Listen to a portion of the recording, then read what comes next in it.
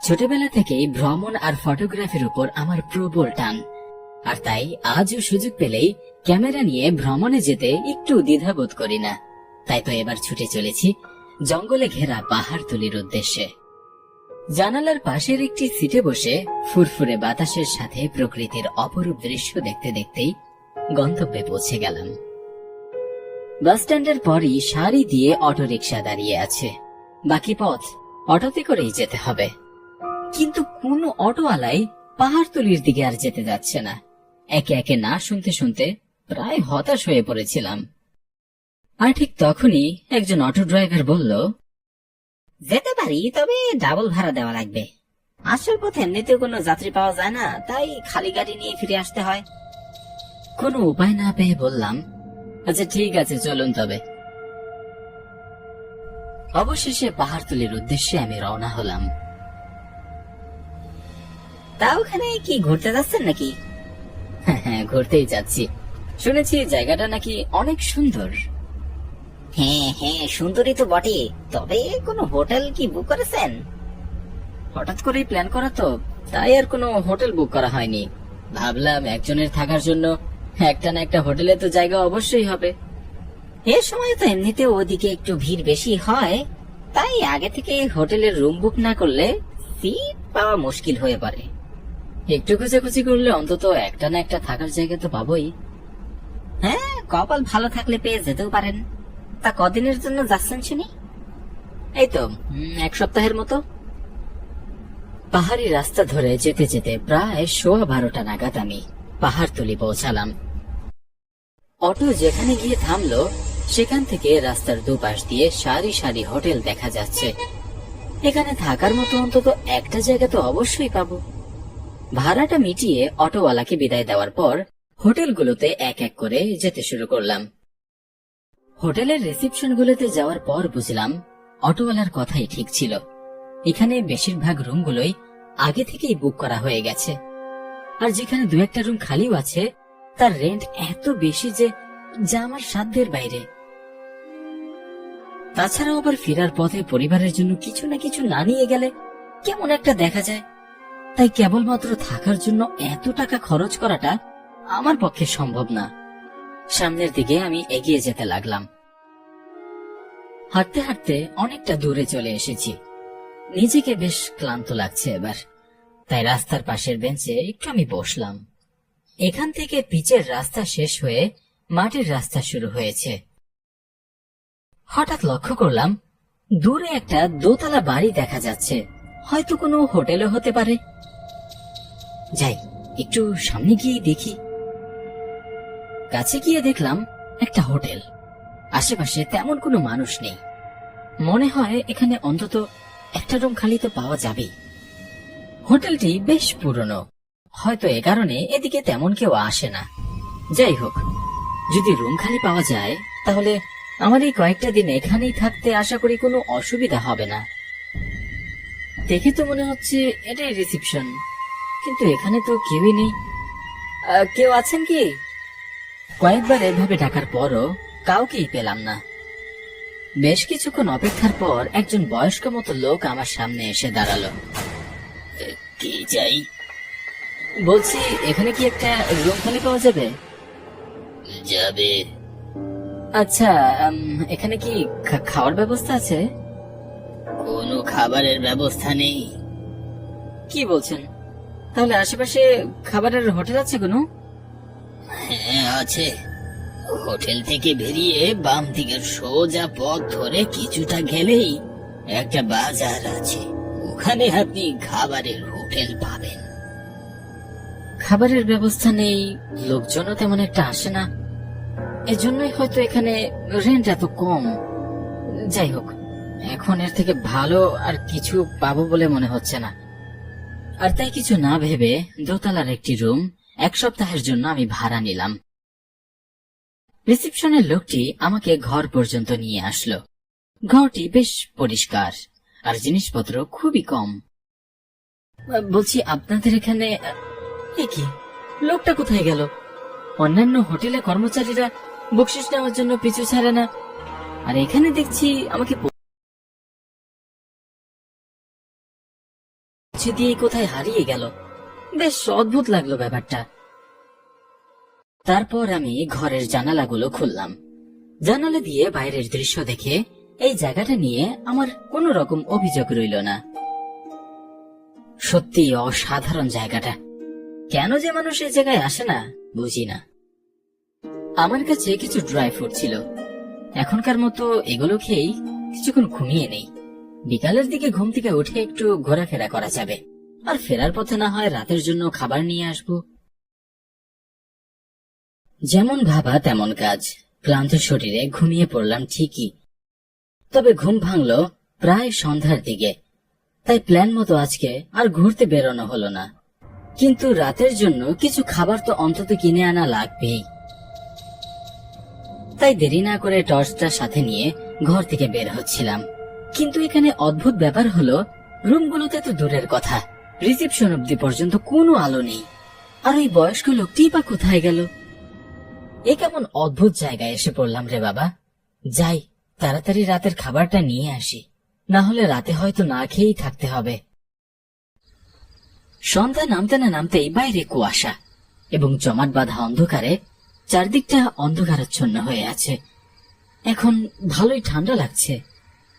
রাস্তার দুপাশ দিয়ে জঙ্গলে ঘেরা, আশেপাশে তেমন কোনো জনবসতিও দেখা যাচ্ছে না। বেশ কিছুটা দূরে দূরে দু একটা ল্যাম্পপোস্ট আছে ঠিকই, কিন্তু তার বেশিরভাগই অচল। ভাগ্যিস সাথে টর্চ লাইটটা নিয়ে এসেছিলাম। প্রায় মিনিট 10 হাঁটার পর অবশেষে জনবসতির দেখা পাওয়া গেল। রাস্তার পাশ দিয়ে গোটা কয়েক কাঠের বাড়ি এবং কয়েকটি দোকান আছে। মাত্র দু একটা দোকান ছাড়া সবগুলোই বন্ধ, তবে একটা খাবারের হোটেল খোলা আছে। তারপর আমি ওখানে খাবার খাওয়ার হোটেলে গেলাম। কিছু লাগবে সাহেব? আচ্ছা, আপনাদের এখানে কি কি খাবার আছে? অন্যান্য খাবার সবই শেষ, তবে যা আছে তা দিয়ে গোটা চারেক রুটি আর ডিম ভাজি করে দিতে পারবো। ও আচ্ছা, তাহলে তাই দিন। ওখানে একটু আপনি বসুন, আমি এক্ষুনি বানিয়ে দিচ্ছি। আরে না না, ব্যস্ত হওয়ার কিছু নেই, আপনি ধীরে সুস্থে বানান কেমন? অবশ্যই এত তাড়াতাড়ি হোটেলে গিয়ে কি বা করব? এমন একটা হোটেলে উঠেছি যেখানে একটি মাত্র লোক ছাড়া আর কাউকেই দেখতে পেলাম না। আবার সেও দেখি মাঝে মাঝে কোথায় যেন হারিয়ে যায়। কোন হোটেলের কথা বলছেন সাহেব? ওই যে লিলিনা হোটেল। কোন নতুন হোটেল হবে হয়তো, তাই না? আরে না না, অনেক পুরনো একটা হোটেল। বড় রাস্তা থেকে নেমে একটু ভিতরের দিকে যেতেই সেটা পাওয়া যায়। ও হবে হয়তো, কিন্তু ওদিকে তো কোনো হোটেল। থাক, বাদ দিন। তা এখানে কি তাড়াতাড়ি সব দোকানপাট বন্ধ হয়ে যায়? আসলে সাহেব, এদিকে জনবসতি তেমন একটা নেই তো, তাই আর কি দোকানপাট সব তাড়াতাড়ি বন্ধ হয়ে যায়। আপনি না আসলে আমিও তো এখনই বন্ধ করে চলেই যেতুম। ও আচ্ছা আচ্ছা। দোকানদারের সাথে বেশ কিছুক্ষণ কথা বলতে বলতে খাবার তৈরি হয়ে যায়। তারপর দোকান থেকে খাবার নিয়ে হোটেলের দিকে আমি যেতে শুরু করলাম। অবশ্য এমন নির্জন রাতে এভাবে একলা হাঁটতে ভালোই লাগছে। মনে মনে বেশ একটা অ্যাডভেঞ্চারের অনুভূতি পাচ্ছিলাম।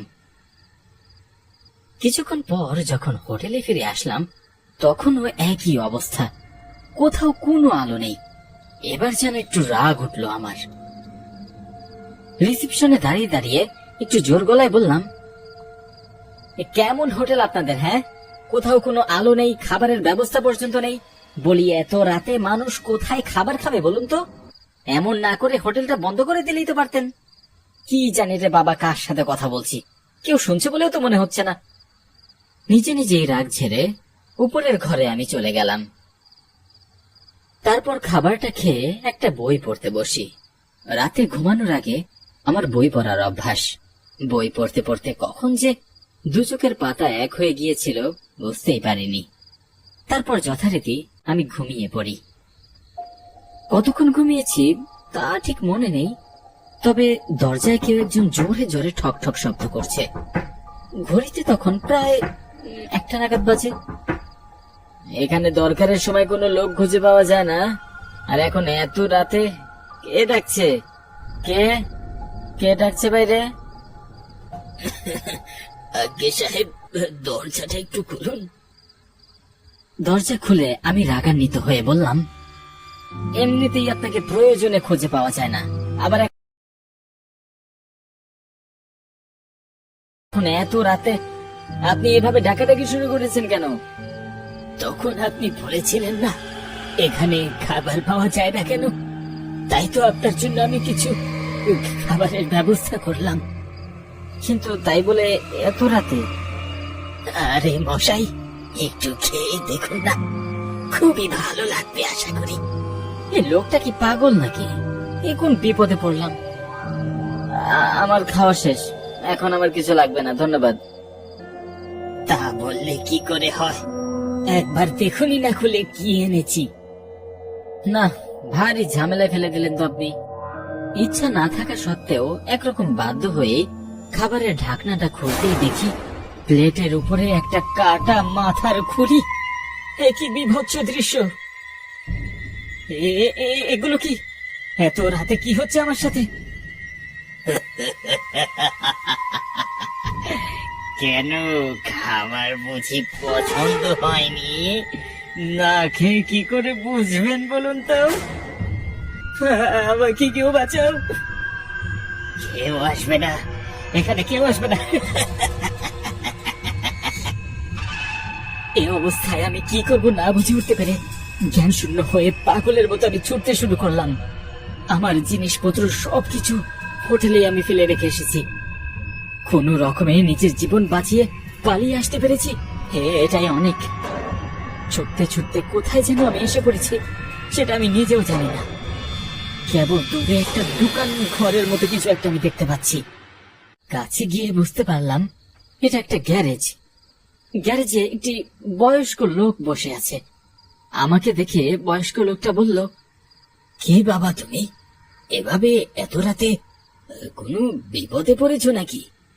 হ্যাঁ, আমি আসলে। আচ্ছা আচ্ছা, একটু বসো বাবা, এখানে বসো আর ব্যস্ত হয়েও না। তারপর আমি ধীরে সুস্থে লোকটিকে আমি সব খুলে বলি। তুমি যে হোটেলের কথা বলছো বাবা, সেটি ছিল ইংরেজ আমলের এক সাহেবের হোটেল। ওখানে এক ইংরেজ সাহেব তার একটি মেয়ে লিলিনাকে নিয়ে থাকতো, কিন্তু মেয়েটি অল্প বয়সেই মারা যায়। একমাত্র মেয়ের মৃত্যুর পর লোকটি শোকে প্রায় পাগলের মতো হয়ে যায়। তারপর ওই লোকটি কিভাবে মারা গিয়েছিল সে কথা আর কেউই জানতে পারেনি। কিন্তু ওই হোটেলটি তো অনেক আগেই ভেঙে ফেলা হয়েছে। কি বলছেন আপনি? যাই হোক, বাদ দাও ওসব কথা। তা তোমার কোনো যে ক্ষতি হয়নি এটাই কিন্তু অনেক। এ যাত্রায় আমি প্রাণে বেঁচে গেলেও এই ভৌতিক রাতের অভিজ্ঞতা আমি কখনোই ভুলতে পারবো না। প্রিয় দর্শক বন্ধুরা, আপনারা কেমন গল্প দেখতে চান এবং আমাদের কাজ আপনাদের কাছে কেমন লাগছে তা কমেন্ট করে জানানোর জন্য আপনাদের কাছে বিশেষভাবে অনুরোধ রইল। সকলকে অসংখ্য ধন্যবাদ।